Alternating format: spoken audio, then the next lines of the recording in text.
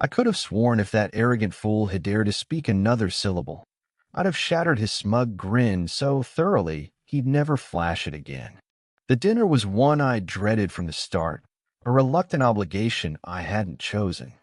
I walked in blind, expecting candlelight and a chance to mend things, only to find it was a trap, a staged scene dripping with deceit.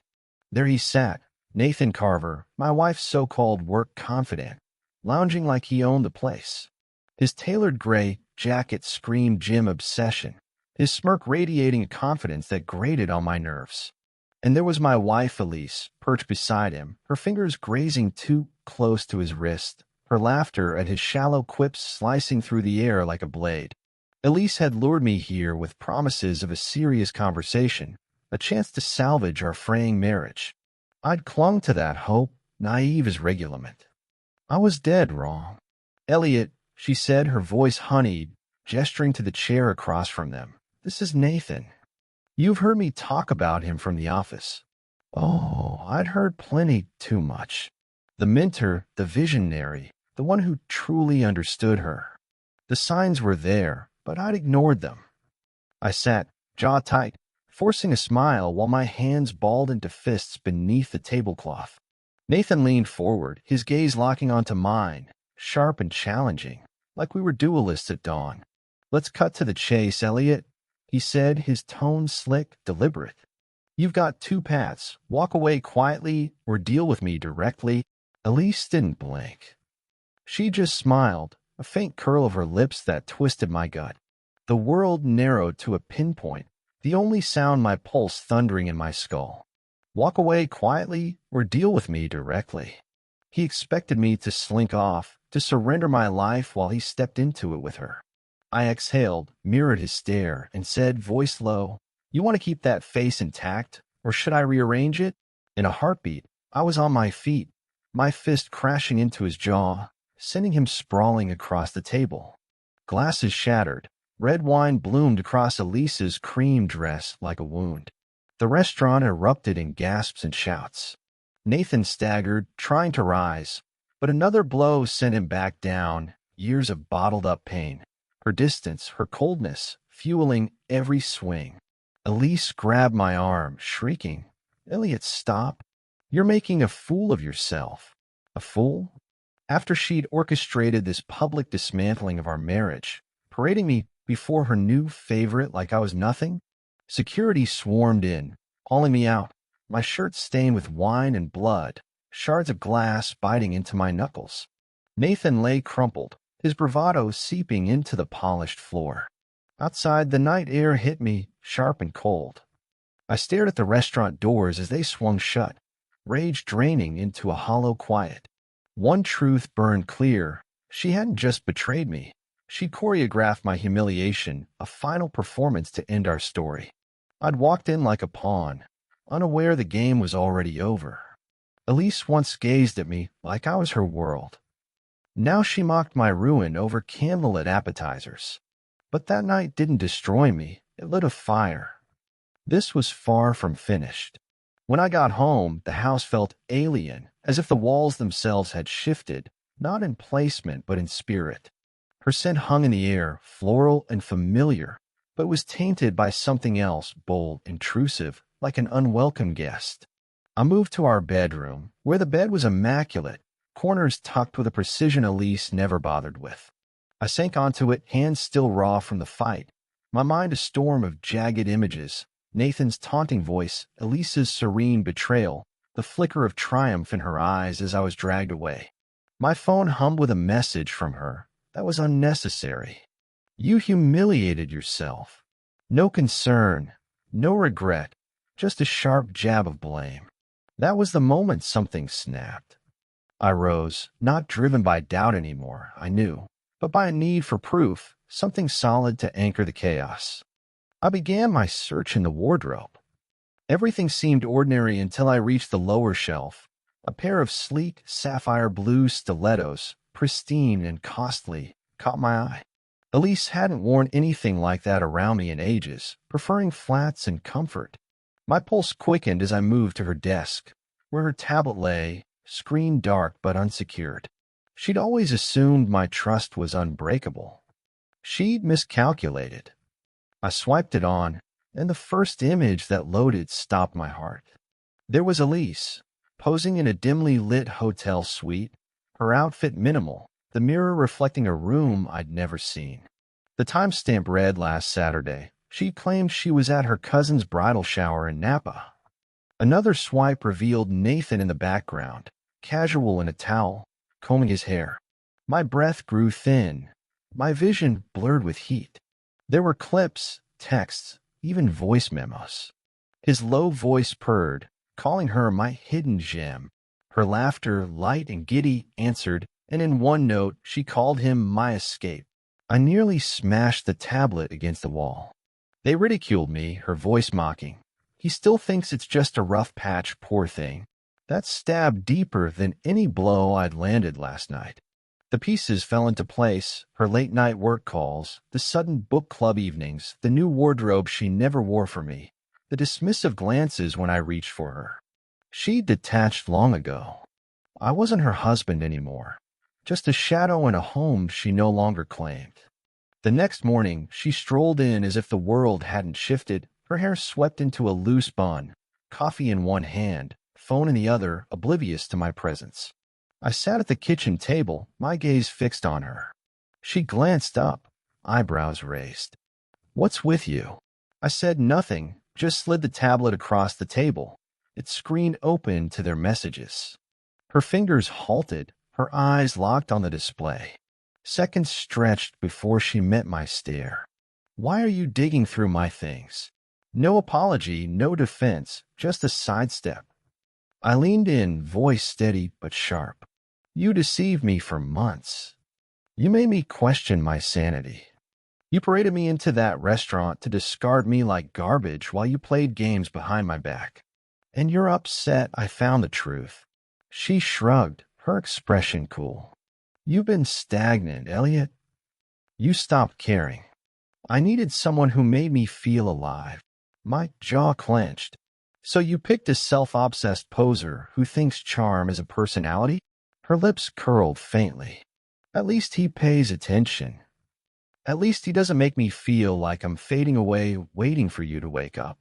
That was when it hit me. She never loved me the way I'd loved her. She'd loved the version of me who carried her burdens, who built our life. But when stability settled in, when I let my guard down, she grew bored, chasing a spark she'd never find. I stood, moved to the bedroom, and began yanking clothes from the dresser, shoving them into a backpack. She trailed behind, her voice edged with disbelief. "You're just walking away." "That's it." I zipped the bag shut. "You left long before I did. You just didn't bother to tell me." As I brushed past her in the hall, she muttered something low. I stopped. "What was that?" She met my eyes, her voice cold. "Weak, spineless.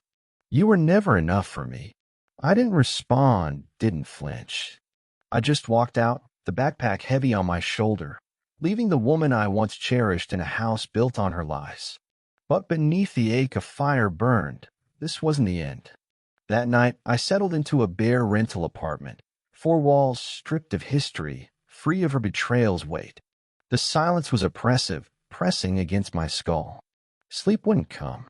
Every time my eyes closed, I saw her faint smirk as Nathan spoke, her dismissive glance, like I was an annoyance intruding on her perfect scene. Their messages replayed in my mind, her voice unrecognizable from the Elise I'd married. That woman had dreamed with me of a home, a family, a life. This Elise whispered secrets to Nathan, mocking my efforts, calling me tame, ordinary. In one exchange, she laughed, saying I'd spend my life funding her dreams, and he'd replied, "Fine by us." I wasn't just betrayed. I was erased, reduced to a prop in their game. For 3 days, I ignored her calls and messages. Not a single word of remorse crossed her lips. Instead, her texts were clinical, detached. "You went too far. Let's handle this like adults. Or we need to discuss terms." She approached our unraveling marriage like a corporate merger. All logistics, no guilt. On the 4th day, she appeared at my door. I opened it to find her dressed in deliberate simplicity, A soft cardigan, faded jeans, her face bare of makeup, as if she could summon the memory of the woman I'd knelt before on that windswept cliff in Monterey. "Can we talk?" she asked, voice soft. I stepped aside, wordless. She entered, settled onto the couch, legs crossed, her composure icy. "You've had your outburst," she said. "Now let's figure out what's next." I leaned against the kitchen counter, arms folded. "You're acting like you didn't torch everything we built." She sighed, exasperated. "It wasn't working, Elliot. You were absent, drifting. You stopped noticing me." I let out a sharp, bitter laugh. "I noticed you every day. I fought for us. But you abandoned ship, and instead of talking, you ran to some gym-obsessed charmer with the depth of a puddle and gave him what you promised was mine alone." "Don't be so theatrical," she snapped, eyes rolling. "It wasn't intentional. Really," I countered, stepping closer. "Then explain the hotel reservations, the outfits I never saw, the recordings on your tablet. Explain why he had the nerve to tell me to walk away from my own life." Her mouth twitched, a flicker of unease. "You're treating me like I broke the law." "No," I said, voice low. "You dismantled me.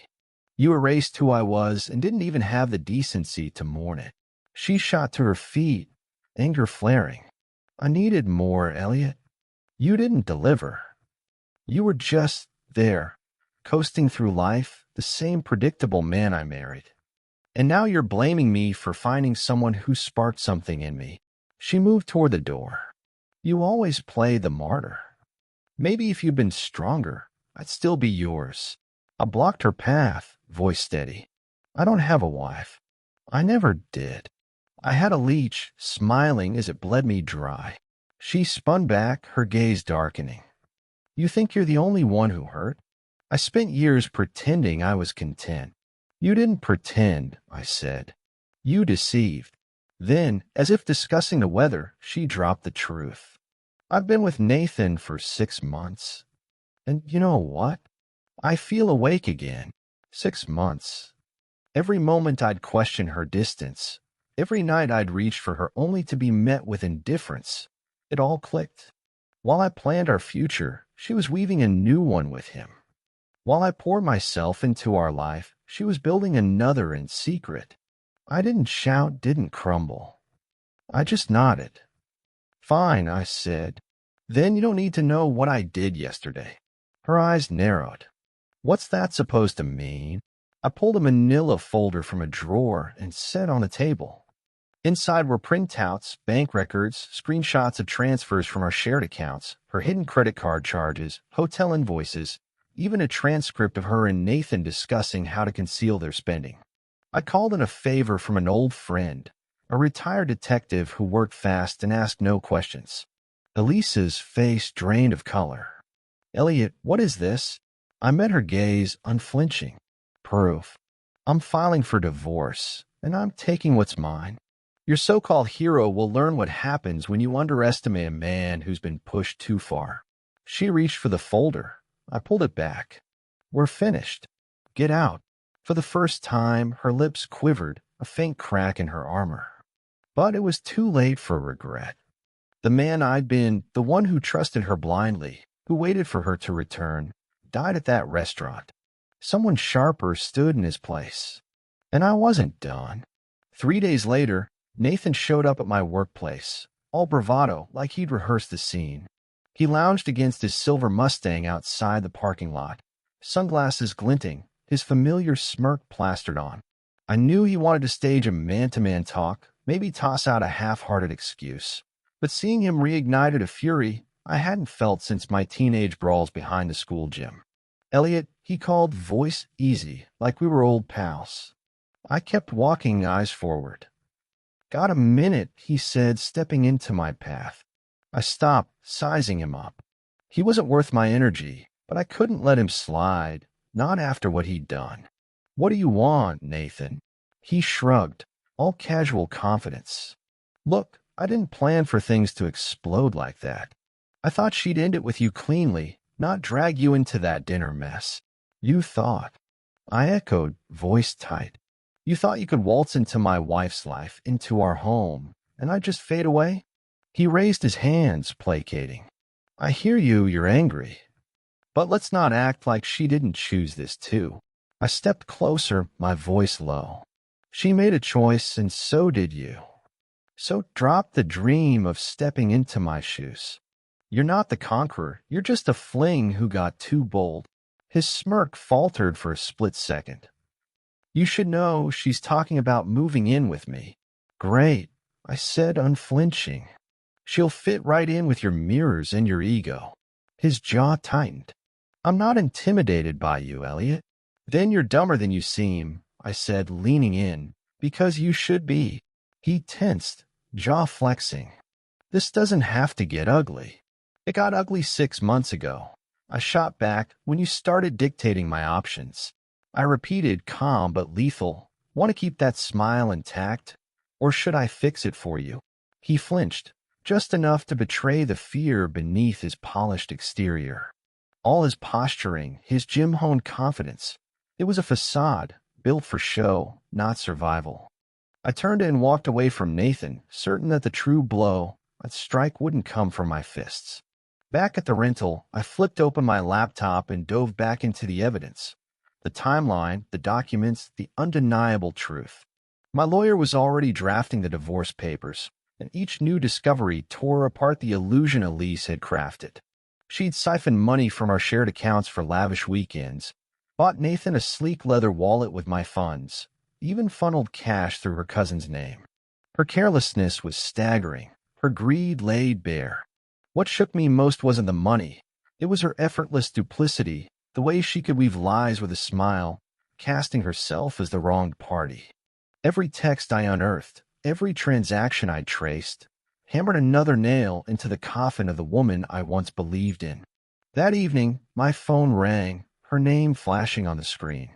I let it buzz 3 times before answering. Elliot. Her voice was softer now, stripped of its earlier edge. What do you want? I asked flat. I didn't think you'd take it this far. Take it how? I shot back. Like someone who was used, betrayed, and dragged through your lies? I didn't mean to wound you, she said. You meant every step, I countered. You just didn't expect me to push back. Silence hung heavy, her breaths audible. He's not what I imagined, she admitted quietly. I stayed silent. I thought he'd be steadier, more dependable. In other words, she thought he'd shield her from the fallout. Another pause stretched out. I messed up. I shut my eyes, shaking my head though she couldn't see. No, Elise. Messing up is forgetting our plans. It's snapping at me in a heated moment. You didn't mess up. You constructed this betrayal, layer by layer, week after week, choice after choice. You just didn't think I'd dismantle it faster than you built it. She started to respond, but I ended the call. I didn't need her regrets or her sympathy. For too long, I let her reshape me into someone I wasn't, doubting my value, questioning my strength. Standing there, clutching the proof of her deception and the ruins of our life, I felt something I hadn't in months: focus. This wasn't about vengeance anymore. It was about reclaiming my identity, my peace, my worth. She could keep her shallow charmer. I had something greater, freedom, and I intended to wield it. The divorce moved swiftly, likely because Elise feared the public exposure of her actions. She'd hoped to bully me into a discreet settlement, framing herself as the neglected wife who simply drifted away. But when my lawyer laid out the financial records and digital evidence, her facade crumbled. She didn't weep or rage. She bargained, cool and calculated, like an executive protecting her brand. Our final meeting was formal, mediated, hushed. She wore a tailored gray blazer, her face bare, projecting an image of composure, as if she could erase the truth of her secret hotel escapes. I barely glanced her way. At one point, she leaned close and murmured, "Why are you doing this?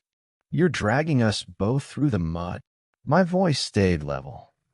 "You're not ashamed of what you did. You're ashamed it's no longer a secret." She leaned back, eyes narrowing, and said nothing more.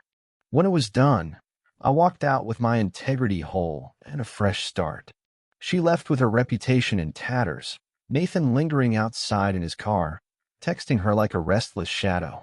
I expected to feel triumph, but I didn't. There's no parade for surviving betrayal, no trophy for outlasting someone else's lies. There's only a quiet void, followed by the slow work of rebuilding. The nights were the hardest, not from solitude, but from the absence of her presence, the echo of her laughter, even if it had turned hollow in the end. The way the pillows no longer carried her scent, the moments I reached for my phone to share a fleeting thought, only to remember she was likely caught up with a man who thought charisma was a substitute for substance. I joined a gym, not to mimic him, but to purge the toxins: anger, sorrow, betrayal.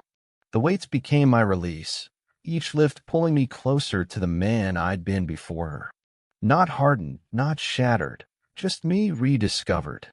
One evening, a buddy dragged me to a downtown bar, insisting I needed to shake off the shadows. I nearly bailed, but a quiet urge for fresh air pushed me out the door. That's where I crossed paths with her, not Elise, but her sister Mara. She walked in with a small group, her eyes catching mine across the crowded room. She hesitated, then approached the bar where I sat nursing a drink. "Elliot, didn't expect to see you here," she said, her voice soft with surprise. "Same," I replied, managing a half smile. She stared at her glass for a moment before meeting my gaze. "I heard what happened." "I'm so sorry." I shrugged. "It's not on you, Mara. You didn't betray me." Her lips curved into a wistful smile. "I tried to reason with her when I found out. She told me to stay out of it." That sounded like Elise. Mara leaned closer, studying me. "You holding up okay?" "Some days are easier than others," I admitted. She rested an elbow on the bar, her voice gentle. Elise always craved the spotlight. She'd rather shatter something precious than lose the stage. I held her gaze. Did she ever truly care for anyone? Mara fell silent, her eyes distant. Finally, she said, "Only her own reflection." Those words, stark and true, loosened something inside me, like a knot finally giving way. That night, I walked home beneath a sky so clear it felt like the world had been scrubbed clean. The air was crisp, as if the poison of the past had finally dissolved. For the first time in months, a genuine smile tugged at my lips, not born of victory or spite, but of a quiet, hard-earned peace. No one, not Elise, not Nathan, not even the echo of the man I used to be, could steal that from me. A week later, an unexpected message jolted me. It was from Nathan, opening with, "We need to talk, just you and me." I nearly laughed at the audacity. The same man who'd once swaggered and told me to vanish now wanted a heart-to-heart? My instinct was to delete it, but curiosity got the better of me. I agreed to meet, choosing a low-key coffee shop on the city's outskirts, neutral territory. He arrived late, his usual polish faded. His hair was disheveled, dark circles framed his eyes, and the cocky grin was nowhere to be found. He sat across from me, silent for a long moment, then muttered, "I think I screwed up." I didn't respond, just waited. "She's not who I thought," he continued, groping for words. "She's stunning, sure, but she's a toxic." I leaned back, arms crossed. "Took you long enough to notice." He pressed on, as if unburdening himself. "She talked about you, Said you didn't care, that you'd checked out, that you hadn't been close in months." I nodded slowly. "And you bought it." He looked away, ashamed. I wanted to believe it. There it was, the truth. He'd cast me as the neglectful husband to justify his role, thinking he was saving her from a hollow marriage. Instead, he'd stepped into a cycle she'd repeat endlessly. "She's already with someone new," he said, voice low. I blinked. "She's betraying you too?" He nodded, his face heavy with humiliation. "Some guy from her spin class. Owns a yacht. She swears I'm imagining it. But I see it now. The late nights, the new wardrobe, the girls' trips." He met my eyes. "It's like I'm living your life."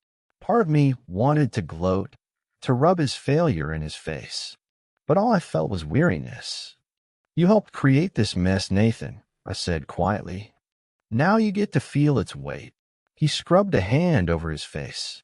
I don't think she can love anyone for real. She can't, I said. She chases adoration, and when it fades, she moves on. He didn't answer, just sat there, sinking in the wreckage he'd helped build. I stood. Good luck. I mean it. He looked up, puzzled. You're not angry anymore. I said, but anger's a burden, and I've carried enough.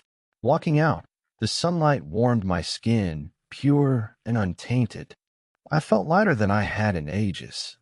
I spent that evening doing something I hadn't done in years, sitting on my porch barefoot with a glass of bourbon and silence for company.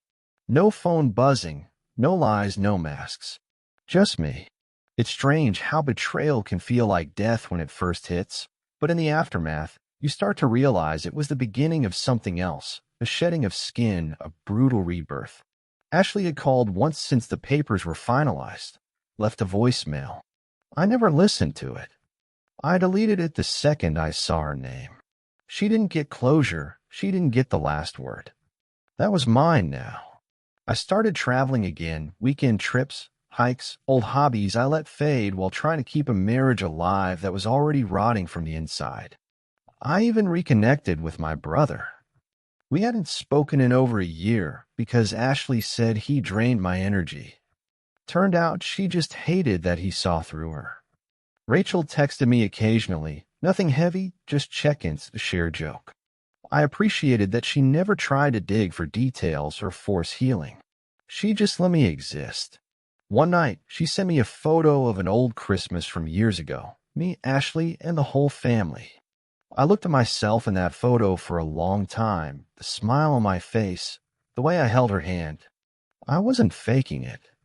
She was. That was the difference.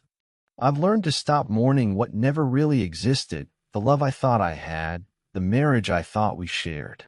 It was my truth, not hers. And that's okay. Because I've got something now she'll never have, peace, accountability, a soul that didn't rot when the lies came crashing down.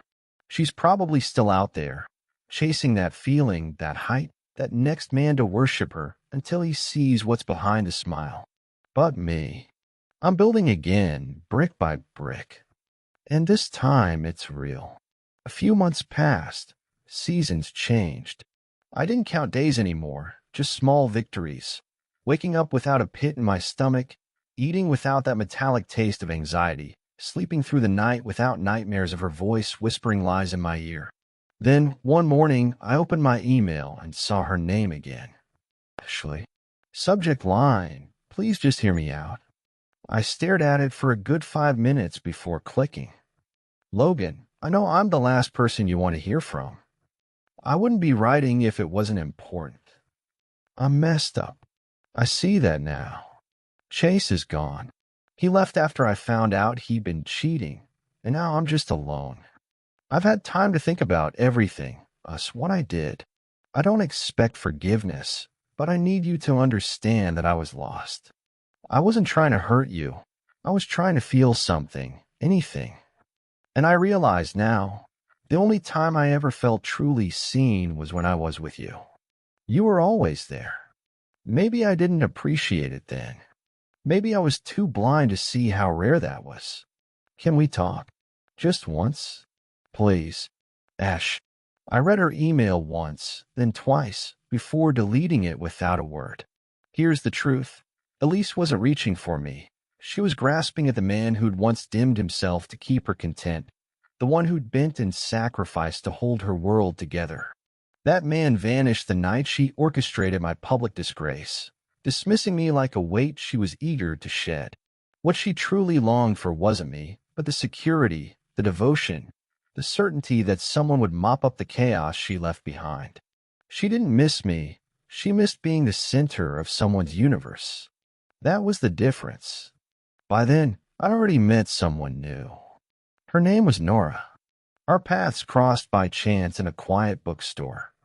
I'd fumbled a copy of Man's Search for Meaning by Frankl, and she retrieved it, glancing at the cover with a half smile. Deep choice for someone with a gentle presence, she said. We talked for an hour that afternoon, then met for coffee, then shared long walks. but I paused things for a few weeks. My wounds were still raw, and I told her so. She nodded, unfazed. "Scars show you're mending," she said. Nora didn't push or probe. She was steady, genuine, a quiet warmth in every gesture. With her, life felt effortless. No need to perform or prove my worth. She rarely asked about Elise, but once when my phone lit up with Elise's name and I tensed, she said, "You don't owe me your past, but I'm here if you want to share it." I did eventually on a rainy Sunday, her hand resting in mine as the world pattered outside. I poured out the whole story, not for pity, but to release it, to let it dissolve into the air. Nora listened, her presence a calm anchor, and when I finished, she looked at me and said, "That was never your fault." That was her chasing a reflection she'll never catch. Her words lodged deep, a truth I carried forward. One evening, I drove past the old house, back when it felt like a sanctuary. It looked diminished now, faded, the garden wild, the windows misaligned, as if it had surrendered its charm. I didn't linger, just kept driving, a faint smile on my lips, not from malice or triumph, but from the simple fact that I'd endured. Elise once called me fragile, claiming I'd collapse without her. That chaos would break me. Yet here I was, upright, marked but unbroken. The tempest had roared through, and when it cleared, my vision sharpened. I trusted more carefully now, moved with purpose, laughed with a depth I'd forgotten. Losing everything brought an odd serenity, teaching me to cherish what was true. Mornings steeped in coffee and honesty, evenings with someone whose words carried weight, the certainty that real love, any love, doesn't thrive on turmoil. It arrives gently and lingers when all else fades. On a cool evening, when the sky deepened to a soft indigo and the air hummed with possibility, I sat on the balcony of my new apartment, smaller than the old house, but alive with warmth that mattered. Nora was inside, humming in the kitchen, her bare feet tracing a quiet rhythm to a melody only she knew. I watched her through the window, and a stillness settled in my chest. Peace, not the flimsy kind that masks cracks, but the hard-won kind, forged through pain and earned by a merging whole. Elise crossed my mind now and then, not with the weight she once carried, but like a half-remembered dream, blurred and distant, its sharp edges dulled to a faint ache. She'd faded into a closed page in my story, and Nathan was merely a scribbled note, a cautionary tale. I'd learned hard truths. Love without respect is a slow poison. Loyalty without truth is a snare, and some people will drain you dry until you lose sight of yourself. But betrayal didn't leave me bitter. It left me wiser, tougher, more attuned to the world, and deeply thankful for the gentle strength I found in its wake. Nora stepped out onto the balcony, pulling a soft throw around her shoulders and settling beside me, her head resting against my arm. "You all right?" she asked, her voice a quiet warmth. I nodded. "Yeah, just thinking about her." I paused, a small smile breaking through. About how far I've walked since then. She didn't press for more, and she didn't need to. Some chapters don't need reopening. They just need to be understood and set aside. I gazed out at the horizon, where the sky met the earth in a soft, unspoken promise. A new story had begun, not with fanfare or drama, but with a steady, honest rhythm. If I could speak to the man I was that night, slumped at that restaurant table as his world shattered, I'd tell him this: you won't crumble. She'll try to make you believe you fell short, that you were the flaw, the failure. But you weren't. You were the foundation, the pulse, the core. When she walks away, convinced she's chasing something greater, she's only fleeing her own emptiness. Let her go. Amen, Ross. And when true love finds you, it'll be calm, kind, unwavering. You'll know it's real because it won't demand pain to feel alive. Nora's fingers tightened around mine. I turned to her and saw something I hadn't known in years, a sense of home woven into her quiet presence. For the first time in what felt like an eternity, I spoke the truth aloud. "I'm happy," I said, and every word rang true.